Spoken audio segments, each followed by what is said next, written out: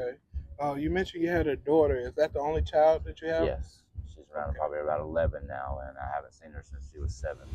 Missing my daughter, that's an escape. It's an escape that I just don't think anymore. I don't feel sadness. I don't feel depressed. A lot of people say that. You mentioned something that stuck with me. You said you're good with your hands and you almost can fix anything. If your father was watching this video right now, if he happened to come across this video, what would you say to him?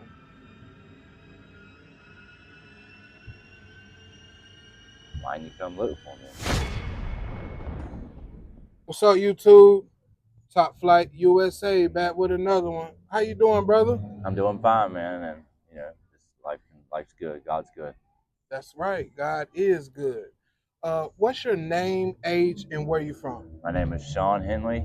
I'm 37 years old. I'm originally from Kernersville, and I come out here because my granddad's lived out here most of his life, and there's a lot of resources out here, to survive on. Okay, you're from Kernersville. Shout out Kernersville. Are you homeless? I am at this moment. I am Okay. How long you been homeless? about 2 months. Okay. Um, 2 months ago, what exactly caused you to be homeless? There's a lot of multiple things that cause the chain reaction. Just meeting ends to end. Making it just work and always just constantly working, struggling, not being able to enjoy life. The stress just got overwhelming, and I thought just let it all go, start over, and Wow. find the finer things in life and appreciate just a hot meal or a bottle of water, instead of just all these luxuries. Okay. Let's tap into your childhood a little bit. All right. Uh, would you say you had a fairly normal childhood? Man, I had an exciting childhood. Okay. Very weekends at the beach, vacations, good Christmas, big family. Had a stepdad in my life, raised me and teach me everything. He taught me wrong from right, whooped me when I needed it, and trust me, I needed it.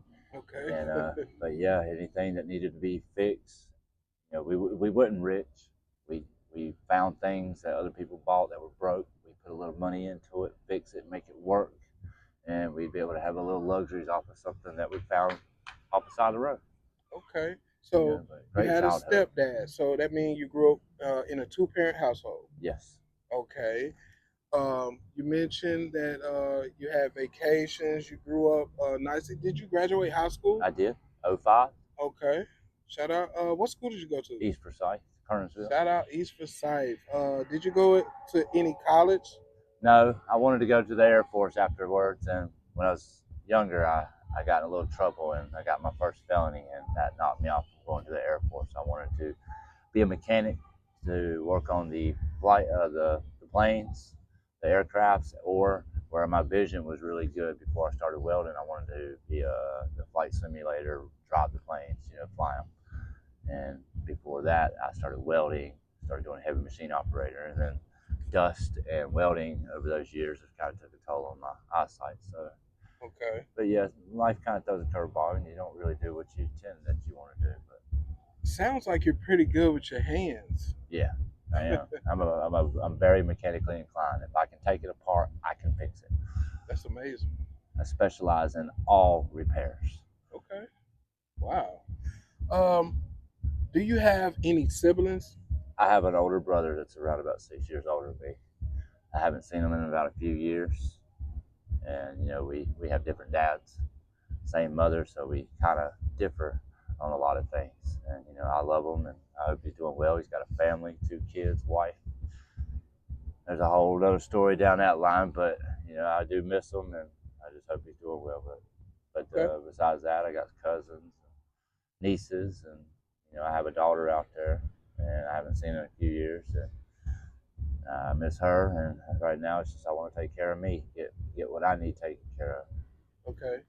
You mentioned you had a daughter. Is that the only child that you have? Yes, she's around Okay. probably about 11 now, and I haven't seen her since she was 7. Wow.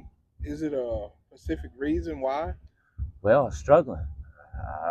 Identity theft, credit fraud, something that was done to me, I don't know how to fix it. I'm a specialist in all repairs. If I can fix everybody else's problem. It's simple. But someone's come into my life and disrupted something, and I don't know what they did, and I don't know how to fix it because they did it. Wow. If I messed up my life, I know how to fix it. But then I did do something about 7 years ago. I didn't pay a speeding ticket, and my work consists of me having a license. A mechanic has to be able to fix it and test drive it. I have to be put on a company vehicle, you know, and be able to drive that truck and be able to work those equipments with a license. And I didn't pay a speeding ticket. I got a violation 2 years after that. Same kind of ticket, speeding, running late for work, and found out that my license was revoked. And because I got a violation on revoked driver's license, they took them for 2 years. In 2 years, Wow. it was hard to drive, hard to do my work without driving. I had to drive. And so in those 2 years, I got probably 17 tickets. Wow. And you add 17 times 2, and then you do that for 7 years. I won't be but 96, maybe 100 years old before I'm legally allowed to have a license, unless I can get some kind of driving privileges. And from the identity theft, the credit fraud, a little bit of drug addiction, crack. I've been fighting that for 20 years. Okay. I hate it with a passion, but it's always got that itch there. I get life going good. I'm on top of the world. I get a job. I get money. I get a car. I get my place. I think I want to reward myself. Wow. With a little, okay, I got control. I got this under control. I've done all this. I can reward myself. And then boom, right back down the rabbit hole. And then so besides all that, if I could just get my license and find a real good legal attorney, legal advisor, someone to help me with this identity theft, get my license back temporarily, maybe I wouldn't be so depressed and wanting to go down that rabbit hole. Yeah. Missing my daughter, that's an escape. Escape that I just don't think anymore. I don't feel sadness. I don't feel depressed. Wow. And so I go to that. It's a cop out, but it's a little vacation from the misery that I face in my life. A lot of people say that.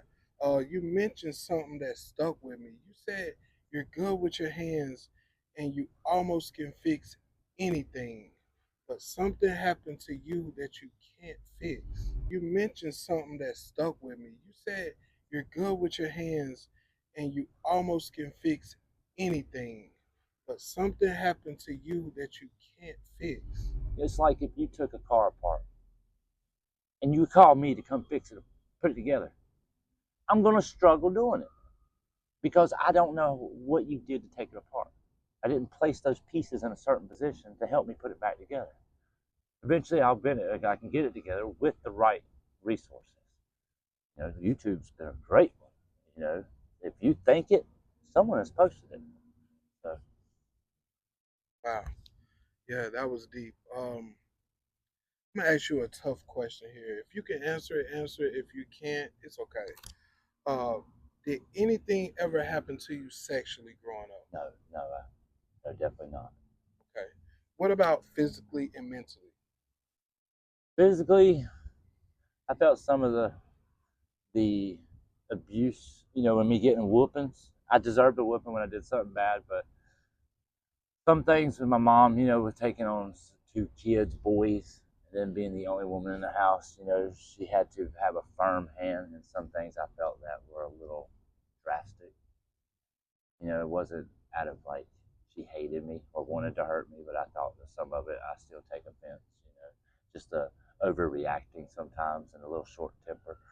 Probably could have had a little closer relationship, but me and my mom's always had a close relationship, but we can only take little pieces of each other at a time, and then we need to separate because we're so much alike. We bump heads, but we could definitely have intellectual conversations all day long and miss the turns that we're doing to get where we're going in a car. We've done it so many times. We'd be talking and going somewhere and go, we missed our turn 10 miles back because we're just deep in a conversation. Yeah. But yeah, besides that, no, my childhood was great. Sounds like you really love your mom. I do. And, not meeting my biological father kind of throws a lot of questions. There's a lot of feelings that I have, big-hearted. I hurt hard, and I love hard, so that I can get angry hard.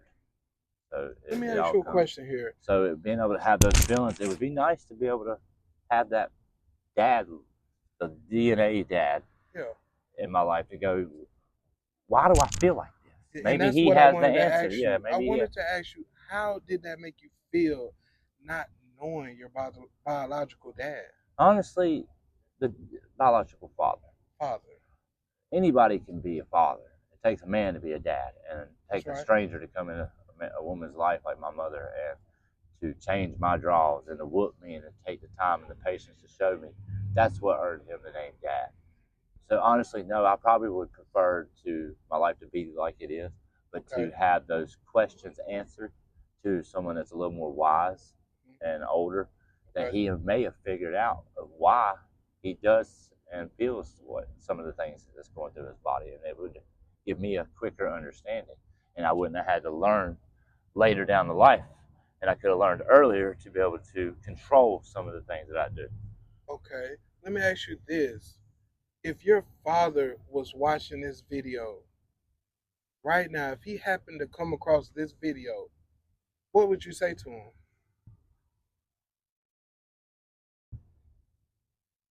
Why didn't you come look for me? Why didn't you, make yourself known? You say hello, say something, say, you wasn't ready, I get it. A lot of us ain't, but, at least you could have been there in my life as a friend, something. I know I heard that I got a stepsister out there.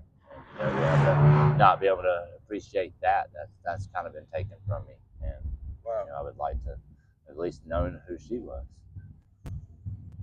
Powerful. Um, have you ever got therapy before? Therapy, Hmm? I've tried it, but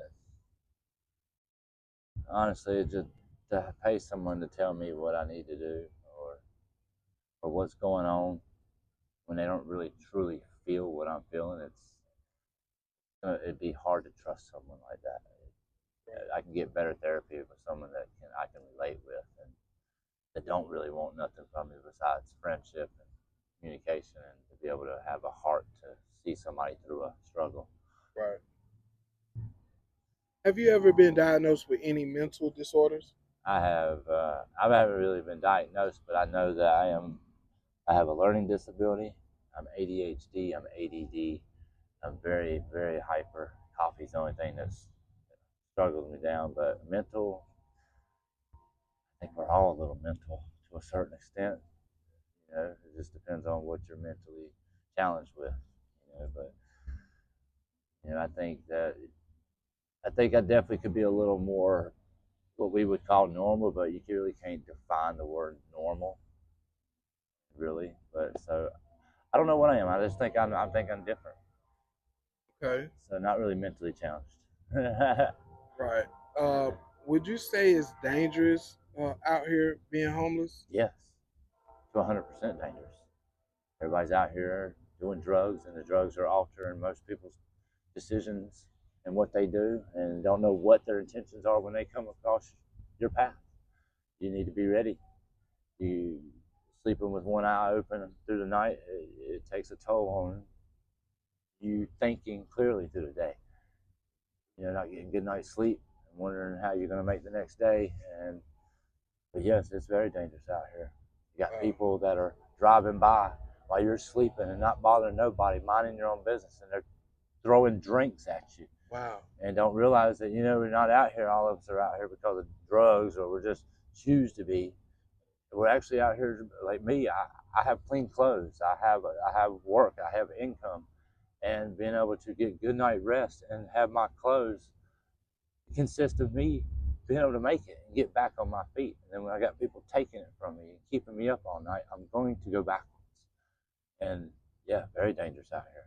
Wow. People always pulling knives. People always wanting what you have. It don't matter if it was a piece of turd. If it's in your hands and you have enjoyment out of it, somebody's going to take it. Wow.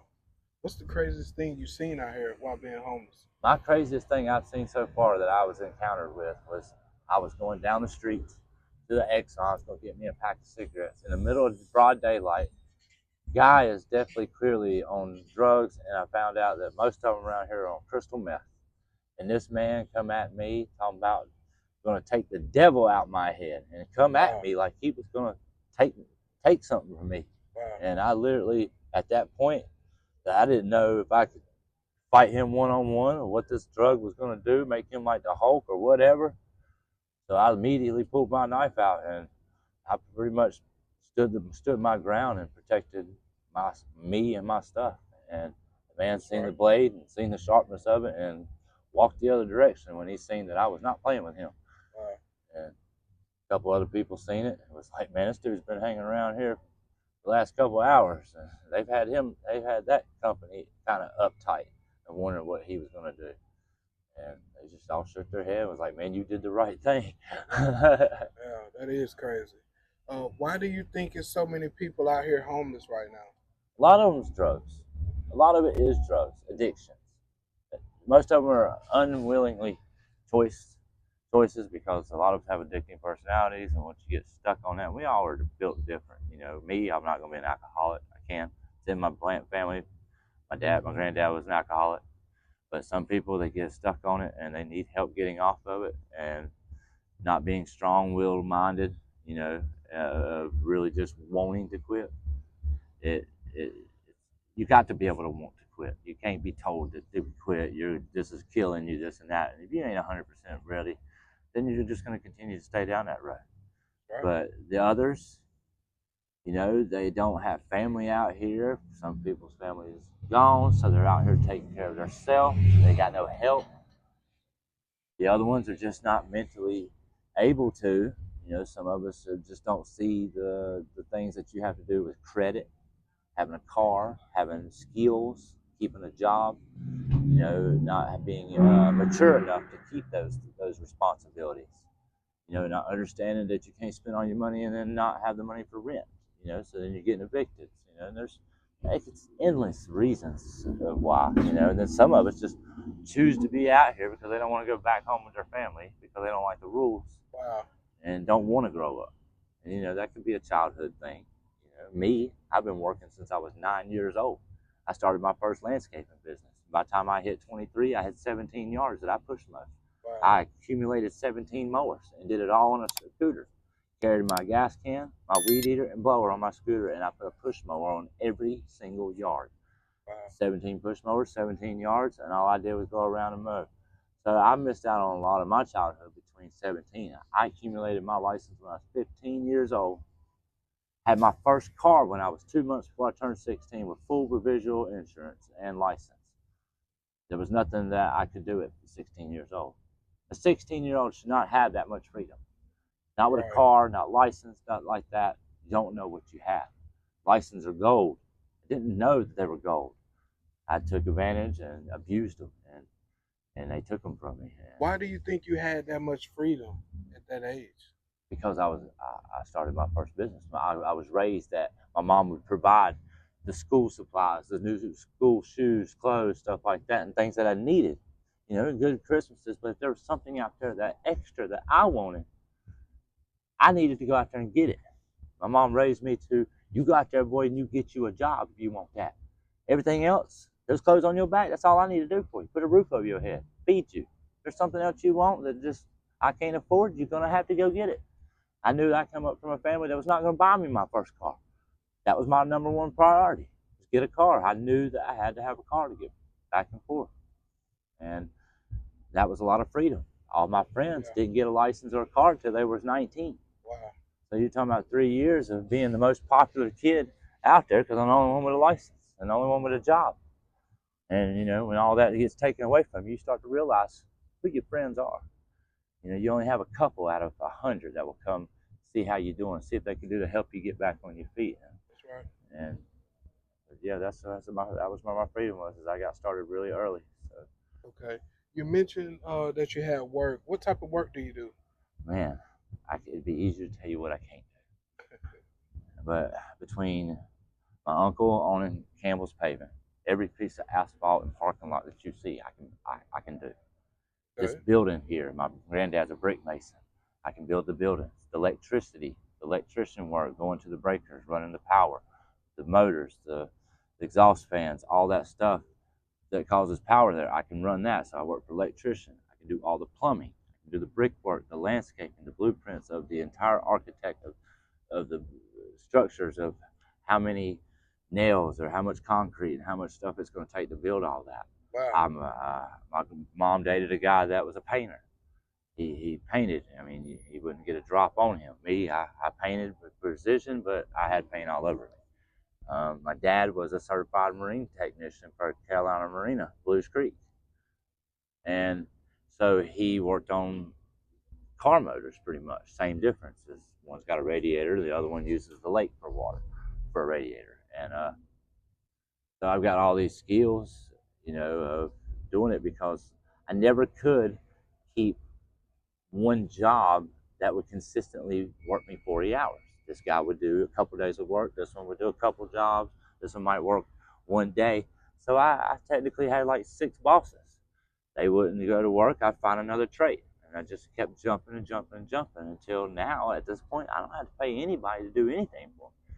Carpentry work, laying carpet, floors, sheetrock, framework, it all comes. But my passion now, landscaping, architect landscaping. I'm coming in here, putting this, what you're standing on, putting these steps on, plugging, seeding, cutting grass, planting trees, trimming. Now that's my passion. I don't consider that work. I consider that's something I get out there and enjoy. I love the smell of fresh cut grass and just doing manual labor. Give me a shovel, I'll dig the hole. I love manual labor. It's better than any Planet Fitness out there, and you Okay. get paid for it. So that's where I get my traits from. Okay. If a viewer happened to see this video and they was interested in partnering with you with a business, uh, what do you think you would need to get the business started? Like, if it was a dollar Ten amount that thousand. can be invested, 10,000. ten thousand That's the dollars, and you lowest. can That's get the lowest. what you need to start that hmm business. I can get a truck, 2 4 foot, 4 foot Husqvarna, walk behind, wheel belky, blower, weed eater, and trailer, and set up everything with fuel all the way up to the first month's contract, and be able to survive, and then use the contract for the residents or commercial buildings to survive on until I can pay back the 10,000, and hopefully get it done in less time than the interest of paying the 10,000 back. And I could shoot out on my own, but first it would be paying all these tickets off to get my license. I can't be Okay. driving around with no license. Right. But yeah, so probably about 10,000 for my license, and then 10,000 to start the building. Okay. Oh, that's not So that 20 bad. 20,000, I could fix every bit of this. Okay. If the government, if you could tell the government something about homelessness, what would you say? Well, our biggest struggle is finding somewhere to store our stuff during the day without someone taking it, especially the city. I'm fighting the city and I'm fighting the homeless people. And the city don't want us on the streets, but every time they come around and take our stuff because we're just trying to find somewhere to put it so we can lighten our load to take a walk 5 miles to go take care of business, to do a hustle or whatever to survive, is to find somewhere to store our personal belongings. That would be Okay. a biggest thing for me right now. Because Okay. without right now, I carry my dresser and my bed with me. Wow. Everything in my book bag right here has everything in my importance. This bag never leaves my side. Wow. The rest of it helps me survive, but I can do without it. But Okay. it will push me further behind. Okay. Two more questions. Yes, sir. If your family happens to come across this video, what do you think their thoughts will be? They don't know I'm homeless, so I don't. I'm sure they would be a little upset that I didn't come to them because I don't go to them. I got myself in this hole and I'm gonna get myself out of it. Do you think they'll come out here and try to get you or help you? I have had my mom come find me plenty of times, and when I was on probation and this and that, and probation officer not finding me and giving them that number to my mom, she come on a hunt for me. She's come and found me a few times and Wow. says, "What are you doing, boy? You're messing up." So yeah, if she knew where to start looking, she'd probably come looking for me now. But I've been off the grid for a long time. I stay off camera. It's the first time I've been on camera in the last 7 months. Wow. And I haven't been on the grid for the last 2 months. I've gotten rid of my phone completely. I'm starting to get back on it now because we live in a society that we have to have a screen in our face to survive. We can't even have a job anymore without a screen in our face. So if I'm going to come back up, I got to have the technology. Okay. Um, how are we going to get ourselves out of this situation? You know, first off, would be getting a full-time income, something that's going to be secure, and I'm not jumping around looking for work. Something I can go in and work, and know that that work's going to be there consistently, and then be able to still do what I'm doing out here, keep the bills off of me, so I can save, and just work towards getting my license. If I can't get my license, I can't survive, and that's Okay. what's really started every bit of this. Is when I lost my license. I was on top of the world. I had enough money that I could get high, I could get you high, and I could pay your bill and my bills. Wow. And then it got really hard that I couldn't keep the job. They would let me go because I couldn't get the license. And that's where it's got to start. And then start with the identity theft. Find out who's on my social security number, who's sharing that. Find out who's did this credit fraud on me, and figure out what's going on with that, so I can open a bank account. I've been paid cash most of my life. Credit, I don't have none, or it's really bad because I've never took payments and made payments every month on something. I bought it out cash, working under the table, not filling out 1099s and paying taxes every year. You know, I've just now started in the last 10 years getting to restaurants and doing W-2s. So I'm in the system now where I can start getting those I-9s, 1099s, or W-2s and fill out taxes every year so I can get that tax come. But I don't never get to see none of that. Every time I get a good rebate back, it all goes to child support because I don't pay very much on child support. But when you don't have a job and they don't take it out of your check every month, it's something you go, okay, I'm going to go pay child support this week. And the next thing you know, it's been 2 months. You don't realize how much time goes by when you procrastinate. And then that adds up. And then there you are. And then when taxes come, they take the entire check. You know, they took my entire $800 check. And I didn't even realize I was that far behind. But 11 years child support, I might be only about 8,000 behind. But that's 11 years of child support, and that's not much. That means I've paid well over what I owe. Yeah. And at this point, it's almost by the time she hits 18, she'll get all the money that I'm on back child support. So then that money that I owe, she can benefit from it instead of the mother. Right. So that's what it's another cop out. Yeah. Last question. If a kid was watching this, can you tell them something motivational wise? Tell them something about homelessness and addictions. Well, first off, cherish your license. Respect your boss and all your elders. You know, at this point, it's not what you know, it's who you know. Keep a kind heart, respect people, and you'll have better chances of moving up the food chain and getting up, you know, in one of these taller buildings and being important and having more security. And Addictions? Addictions, you only get high for so long. You'll get up there, but you will hit rock bottom every single time, and your pockets will be empty, and you will have nothing to show for it besides of who you gave that money to, the drug dealer. You get to watch him ride around with his pearlescent paint job and them 32-inch spinners he's got, and you realize that all the things he's riding around on, you paid for, and you're sitting over here on the streets because of it. Don't feed these drug dealers.